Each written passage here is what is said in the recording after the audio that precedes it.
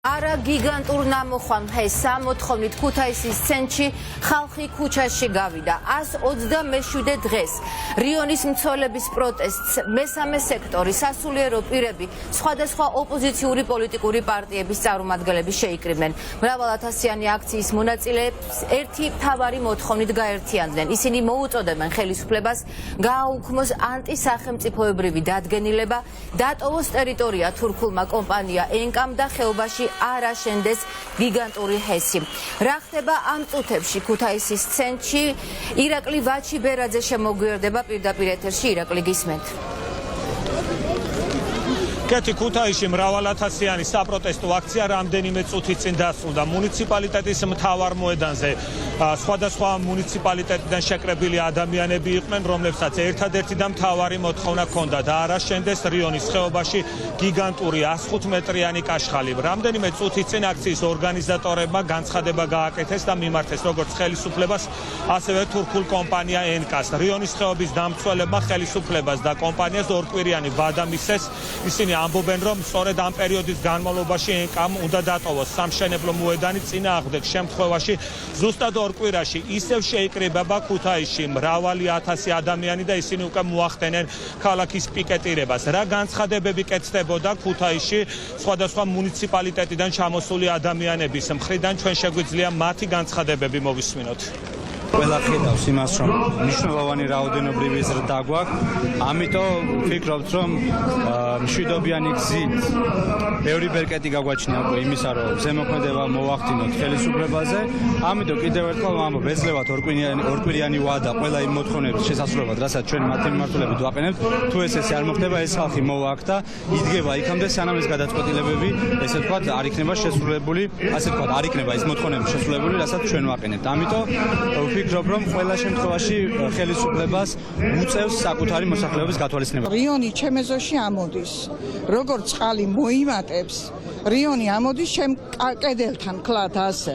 ურტყამს ტალღები მას და რამე საფრთხე მოხდეს, ვინაა ჩვენი მშველელი. მე კაი მოხუცებული ვარ, მაგრამ შვილები მყავს, შვილიშვილები მყავს, შვილთა შვილები მყავს. ამგენს რა ეშველებად?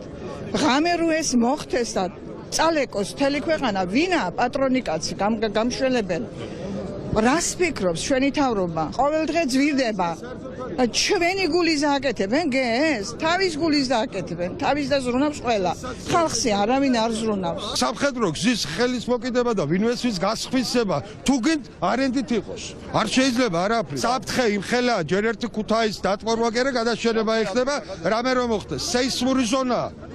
დასკვნა არ აქვს დადებული, ამათ არავითარი ნებართვა არ აქვს და კახარია გადადგა მამამაცხონებული შვილი 100 წლით თუ მიყიდა მართლა და ხელი მოაწერა ესკე გადავდგები ფულში ჯიბეში თუ ჩავიდებ და პასუხს არ მოვთხოვს არევი მაგარი სულ ყველა დასახურეტია აბსოლუტურად სულ ყველა უნდა ჩატარდეს რეფერენდუმი 4 წლით გირჩევ შემამაცხონებულო 4 წლით ჩვენ რა უფლება გაქვს სახელმწიფო ქვეყანას მიყიდი და მისას მიყიდი ღვთისმშობლის წილხვედრი ქვეყანაა და არავის არ აქვს არც მეფეს არც პატრიარქს არც ავის არ აქვს უფლება რომ გაყიდოს საქართველოს მიწა. დასავლეთი საქართველო არის სრულიად საფრთხეში. არავითარ შემთხვევაში არ შეიძლება. საფრთხის შემცველია თუ აშენდა ჯერ ერთი არის მეწყრული ზონა, რომ მივდივართ ჩვენ ლეჩხუმისაკენ. თითქმის ყოველ ნაბიჯზე არის აღმართული წარწერა, რომ მეწყერსაშიში ზონა. მთელი ქვეყნისთვისაა საფრთხე მით უფრო იმ პოლიტიკური სიტუაციიდან, რომელიც კავკასიაში ვითარდება, დიდი სახელმწიფოების შეტაკების ადგილად იქცა, ამიტომ საფრთხეა. 99 წელში მოსკოვს დაუპირისპირდა ქუთაისი და გავაჩერეთ ჩვენ ეს. მე დარწმუნებული ვარ, რომ ამის მშენებლობა დღეს არ შეიძლება ყველა სიტუაციიდან გამომდინარე. ჩემი პოზიციაა, რომ საქართველოს მოსახლეობამ უნდა გაიგოს, როგორ ხელშეკრულებას მოაწერა ხელისუფლებამ ხელი. ამიტომ გამოაქვეყნეთ ხელშეკრულება, გამოაქვეყნეთ განკარგულება. ეს ხესების აშენება საერთოდ გაანადგურებს ყველაფერს. ჩვენ დენს გვიძვირებენ, მაინც უკიდურესად მძიმე დღეში ვართ და რა საჭირო ამდენი ხესის, ამდენი ჩვენ ვართ მიწათმოქმედიერი გენეტიკურად და ამ მიწას რო დატყორავენ და მიწას რო გაანადგურებენ, რა უნდა მივიღოთ იმის ფასი?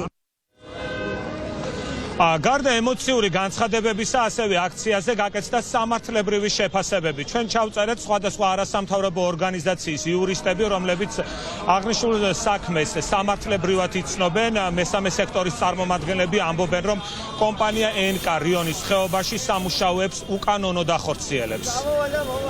პირველივე მოქმედება სახელმწიფოსი, პირველივე ნებართვა, რომელიც გაიცა გარემოს დაცვითი გადაწყვეტილება, შემდგომ მშენებლობის ნებართვა არის ცხადად კანონის დარღვევით გაცემული, თუმცა მხოლოდ უკანონობა არ არის ერთადერთი პრობლემა ამ ჰესის. ჩვენ ვსაუბრობთ იმაზე, რომ ამ ჰესის აშენება არის სრულიად გაუმართლებელი, მიზანშეუწონელი, ძალიან ბევრი არგუმენტის გამო, მათ შორის იმიტომ, რომ სახელმწიფო ვერ გვეუბნება, რა არის ზიანი ჰესის, რა არის საფრთხეები და რა არის შესაძლო სარგებელი. მოგმართენ რიონის ხეობიდან აქტივისტებმა, თელმა სამმა სოფელმა და ჩვენ გავუკეთეთ სარჩელი, რომლითაც რა თქმა უნდა ბათილად უნდა იქნეს მინისტრის უკანონოდ გამოცემული ბრძანება.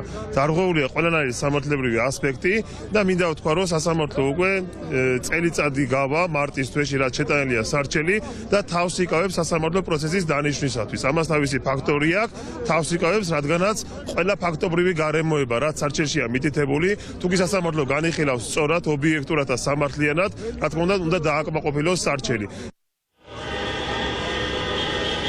გარდა სამართლებრივი შეფასებების აქციაზე გაკეთდა პოლიტიკური განცხადებებით. ოპოზიციური პოლიტიკური სპექტრის წარმომადგენლები ამბობენ, რომ ის რაც რიონის ხეობაში მიმდინარეობს, ამაზე სრული პასუხისმგებლობა ქართულ ოცნებას ეკისრება.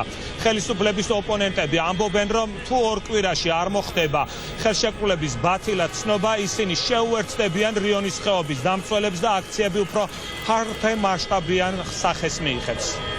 თვითონ თავისივე გამოქვეყნებულ დასკვნაში 15 იურიდიული დარღვევაა და ერთადერთი რასაც ეს ყველაფერი ემსახურება არის ის, რომ კალაძე ივანიშვილის ნათესავები და მისი ეს გარემოცვა გამდიდდეს და კონკრეტულად წაიღოს ჯიბეში ფული, თორემ რეალურად ჩვენ რა თქმა უნდა მომხრევართ ენერგოდამოუკიდებლობის, მაგრამ კონკრეტულად აი ეს შემთხვევა არის თლიანობაში ხელისუფლების ამორალობის. დღევანდელი არის უგნური ხელისუფლების, ჟრუხ ხელისუფლების, უგნური ქმედებების მათთვის ყველაზე კრიტიკულ დროს დამდგარი შედეგი. ის რომ ადამიანებს არ შეუძლიათ ჩამოსვლა და საუბარი ადამიანებთან.